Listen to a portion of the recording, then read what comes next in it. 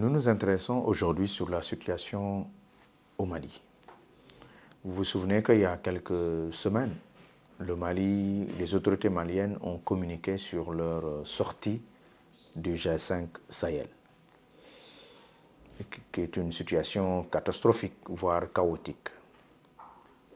Avant de revenir sur cette sortie, expliquons un peu le G5 Sahel, qui est une organisation de lutte contre le terrorisme dans le Sahel, qui regroupe à son sein plusieurs États, le Mali, le Niger, le Burkina Faso, la Mauritanie, et qui est une organisation très importante, qui a été créée il y a 8 ans. Mais aujourd'hui, avec cette sortie du Mali, je crois que cette organisation, en tout cas, la mission de cette organisation risque d'être elle-même déjà compromise. Plusieurs facteurs, je crois, ont amené le Mali on peut, en termes d'analyse, à claquer la porte de cette organisation sous-régionale. Le premier facteur est dû effectivement au refus de quelques membres de cette organisation du Mali à la tête de cette organisation, parce qu'effectivement le Mali devait assurer la présidence du G5 Sahel au mois de février dernier. Deuxièmement, la pression, les sanctions de la CEDEAO, le Comité économique des États de l'Afrique de l'Ouest.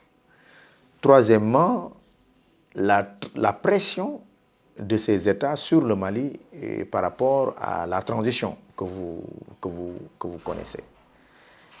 Alors, moi je crois que c'est plusieurs facteurs aujourd'hui qui font que le Mali refuse et sorte de cette organisation, parce qu'il y a ces plusieurs facteurs que je viens d'énumérer. C'est l'eau qui fait déborder le vase aujourd'hui.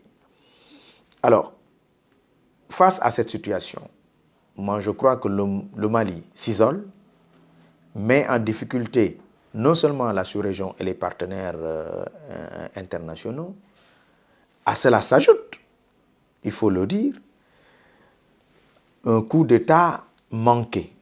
Et d'après les autorités maliennes, il s'agit là d'un État européen qui est, en tout cas, qui serait, en tout cas, parmi ceux qui ont fomenté ce coup d'État manqué.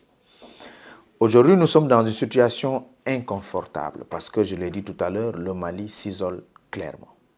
Face à cette situation, nous préconisons, sinon, en tout cas, en tant qu'observateur, je crois qu'il est temps, très rapidement, que l'Afrique prenne ce problème à bras-le-corps, que le continent prenne ce problème à bras-le-corps. Il faut s'asseoir autour d'une table, sortir du Mali de cette situation de crise qui ne fait que s'allonger de jour en jour et qui peut demain avoir des répercussions extraordinaires, non seulement sur la sous-région, mais aussi sur le continent. Les Africains, nous devons être conscients aujourd'hui que nos problèmes ne doivent être réglés que par nous-mêmes. L'Afrique devra prendre son destin en main et régler cette situation-là qui est catastrophique, chaotique, dont on laisse de jour en jour assister. En tout cas, nous assistons à des spectacles extraordinaires. Donc, nos recommandations visent à très rapidement que le continent se ressaisisse pour trouver une solution rapide de sortie de crise. Sinon, le Mali sera dans une situation chaotique. Il s'isole de jour en jour et je crois que personne ne sera, en tout cas l'Afrique, le continent va être le premier à essuyer les conséquences de cette situation.